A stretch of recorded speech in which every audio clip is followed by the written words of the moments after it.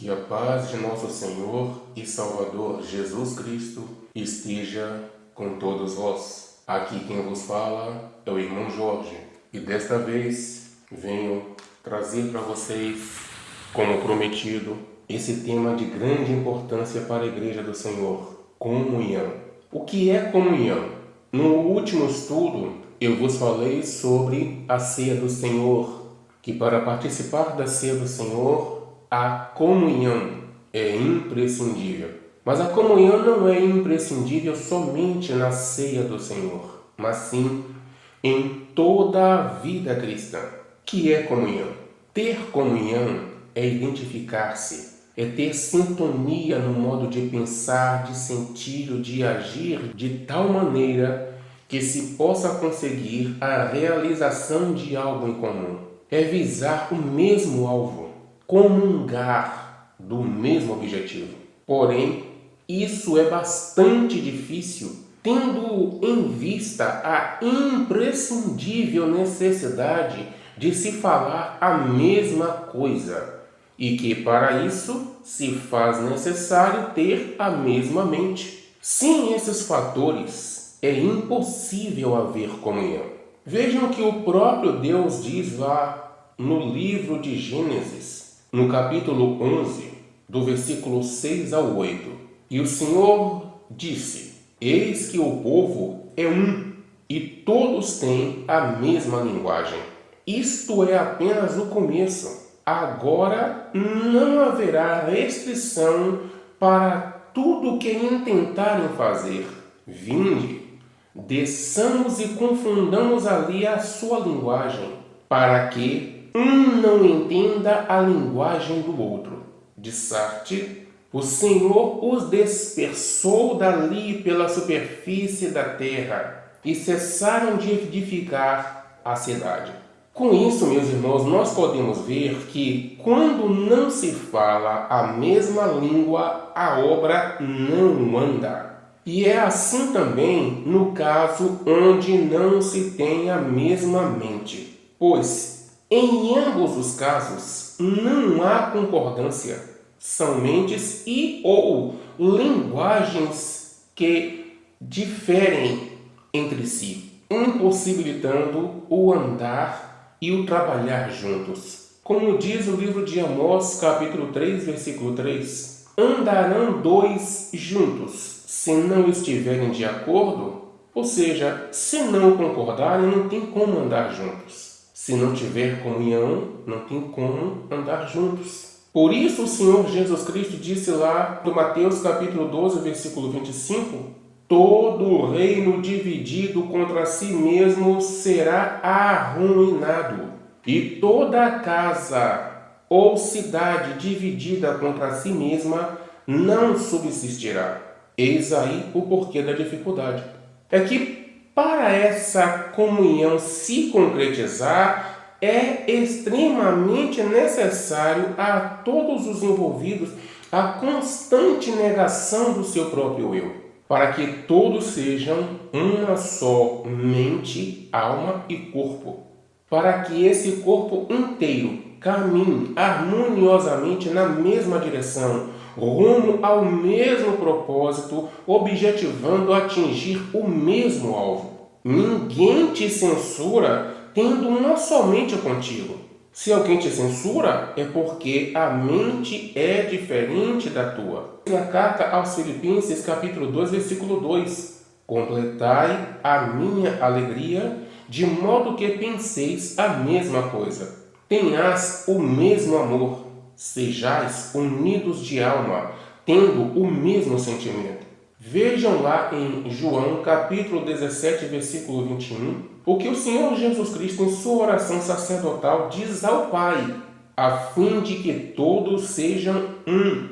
E como és tu, ó Pai, em mim e eu em ti, também sejam eles em nós, para que o mundo creia que tu me enviaste, ou seja, para que todos tenham uma só mente. João capítulo 17, versículos 22 e 23, o Senhor diz ao Pai na sua oração: eu lhes tenho transmitido a glória que me tens dado, para que sejam um, como nós o somos, eu neles e tu em mim, a fim de que sejam aperfeiçoados na unidade, para que o mundo conheça que tu me enviaste e os amaste, como também amaste a mim. Ou seja, para que eles sejam como nós somos. A comunhão com Deus significa renunciando a si mesmo em tudo, ter concordância com as decisões, com os projetos, com as vontades, com os planos, com a hierarquia por Deus estabelecida e com seus mandamentos, mesmo que nos sejam desgostosos. Um exemplo disso é a oração que o Senhor Jesus Cristo fez antes de ser crucificado. Ele disse: Pai, se for possível, afasta de mim este cálice. Contudo, não seja como eu quero, mas sim como tu queres. Falando assim parece simples, mas se nós lembrarmos que nesse momento ele estava tão aflito a ponto de suar gotas de sangue, nós vimos que a aflição dele foi sobre-humana. E mesmo assim, ele esteve e se manteve em comunhão com o Pai. Ele não reclamou, ele não murmurou, mesmo não lhe sendo agradável, mesmo lhe sendo desgostoso. Ele concordou com o Pai. 1 Coríntios 2,16 diz assim: nós, porém, temos a mente de Cristo. Esses para os quais foi dito isto estavam em tamanha comunhão a ponto de terem a mente do Senhor. Não foi para todos de Coríntios que o apóstolo Paulo disse isso, mas para aqueles que estavam em tamanha comunhão. Lembre-se que lá, durante a ceia, o comentário que ele fez a respeito da falta de comunhão, mas já aqui já está falando da comunhão. É completamente impossível um grupo de pessoas que tem a mesma porção do Espírito Santo divergir com Deus ou entre si mesmos. Tendo a mesma porção do Espírito Santo, é impossível. Porque o que acontece é um ter uma porção menor e essa porção menor possibilita o menor entendimento e por esse menor entendimento a falta de concordância. Porém, não é o menor entendimento que provoca a falta de concordância, é a falta da humildade. Porque quando um tem menos entendimento que o outro e não tem humildade, ele não vai aceitar que tem menos entendimento. Ter a mente de Cristo é o mesmo que renunciar à sua própria mente e se submeter à mente de Cristo. É pensar como ele pensa. Porém, para isso é necessário ter e crescer no mesmo Espírito de Cristo. Não é bastante ter, mas sim ter e crescer no Espírito de Cristo. Em estudos anteriores eu falei sobre a importância de ser habitação do Espírito Santo e não somente tê-lo como companhia, como visitante que entra e sai de você, mas sim tê-lo morando dentro de você. Só que para isso acontecer é necessário que nos submetamos a Cristo. É necessário que nos submetamos aos projetos, aos planos, às vontades de Deus. 1 Coríntios capítulo 1, versículo 10 diz: rogo-vos, irmãos, pelo nome do Senhor Jesus Cristo, que faleis todos a mesma coisa, e que não haja entre vós divisões. Antes, sejais inteiramente unidos na mesma disposição mental e no mesmo parecer. Quer dizer, tenham a mesma mente. João capítulo 17, versículo 21, repetindo o que o Senhor Jesus Cristo disse, para que todos sejam um. 2 Coríntios, capítulo 1, versículo 20, diz: pois, tantas quantas forem as promessas de Deus, nele está o sim, portanto, é por ele o amém, para a glória de Deus por nosso intermédio. Ou seja, a tamanha comunhão do Pai Eterno com o seu Filho Jesus Cristo é tão grande a ponto de Deus, em seus planos, esperar o sim e o amém, ou seja, a concordância do Senhor Jesus Cristo. Atos, capítulo 4, versículo 32, diz: da multidão dos que creram era o coração e alma. Ninguém considerava exclusivamente sua nenhuma das coisas que possuía. Tudo, porém, lhes era comum. Lucas, capítulo 17, versículo 34 ao 36. Naquela noite, 2 pessoas estarão dormindo na mesma cama. Uma será levada e outra deixada. 2 mulheres estarão moendo cereal no moinho. Uma será levada e outra deixada. 2 homens estarão trabalhando juntos no campo. Um será levado e o outro deixado. Isso nos remete a considerarmos que, apesar de estarem fisicamente juntos, não significa que necessariamente estão juntos, unidos em comunhão no espírito e na mesma mente, na mente espiritual. Mas, havendo divergência onde cada um se considera correto, como saber quem está íntegro diante do Senhor? Alguém pode ficar se perguntando: mas irmão, em caso de demanda, de que lado eu devo ficar para ter comunhão com o Senhor? Porque se um membro discorda do restante do corpo, é óbvio que esse membro está errado. A resposta é: não necessariamente. Não se deve julgar pelo número de pessoas, mas sim pelos mandamentos e ensinamentos do Senhor, principalmente no Novo Testamento. Porque o Novo Testamento é o último testamento. Depois dele não haverá outro. E esse Novo Testamento invalida o primeiro, tornando-o Velho Testamento.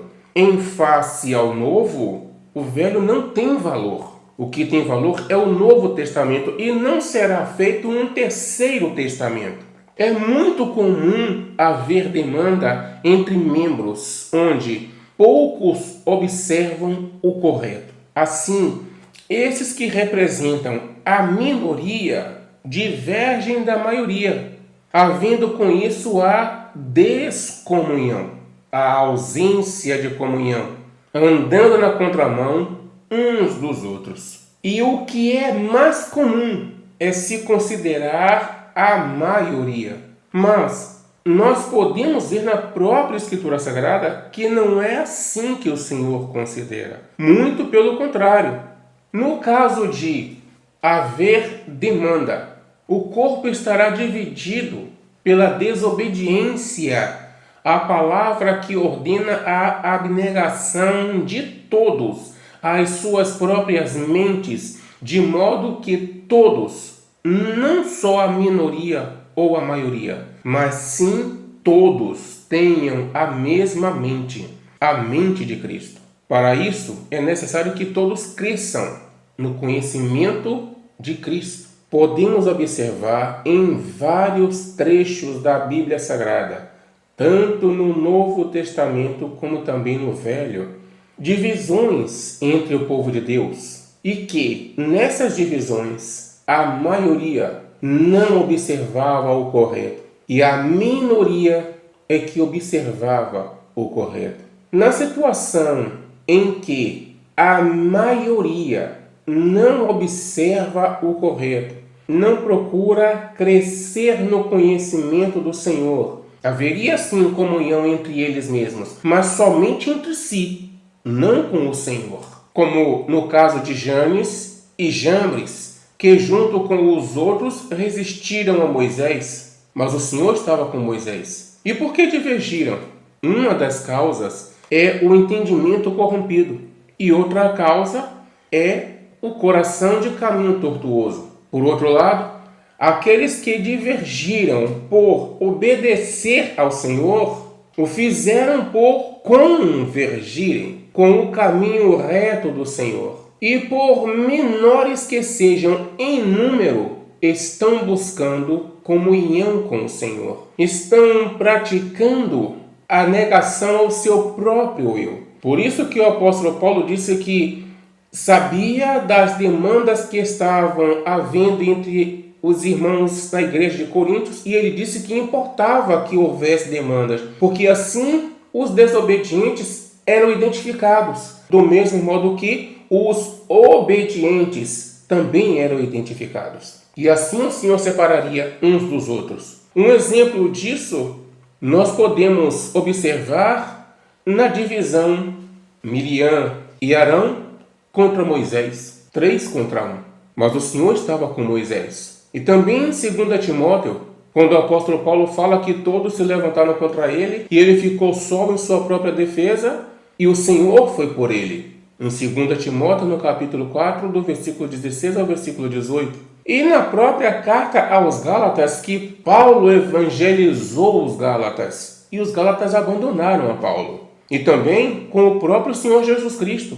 No Evangelho de João, no capítulo 6, versículo 66, quando o Senhor Jesus Cristo diz que todos deixaram ele e só ficaram somente os 12. E mesmo assim, desses 12, um era demônio. Estes, de pequeno número, que divergiram, mas por concordar com o caminho reto do Senhor, é que serão um só corpo com o Senhor na ceia do Senhor. Espero que cada um saiba separar bem isso.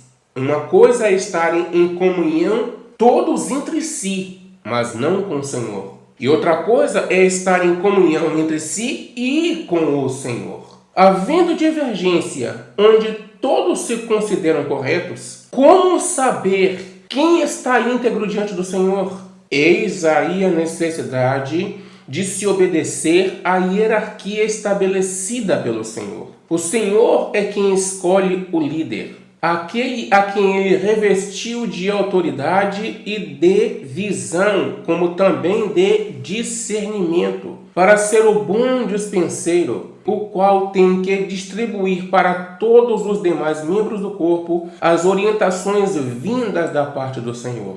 E sem essas orientações, os membros, mesmo fisicamente unidos, seguem mentalmente e espiritualmente divididos, indo cada um segundo lhes guiar o próprio coração. E será desse assunto que, segundo a permissão do Senhor, iremos tratar em nosso próximo estudo, a hierarquia. Que Deus abençoe a todos e fiquem todos na santíssima e gloriosíssima paz de nosso Senhor e Salvador Jesus Cristo.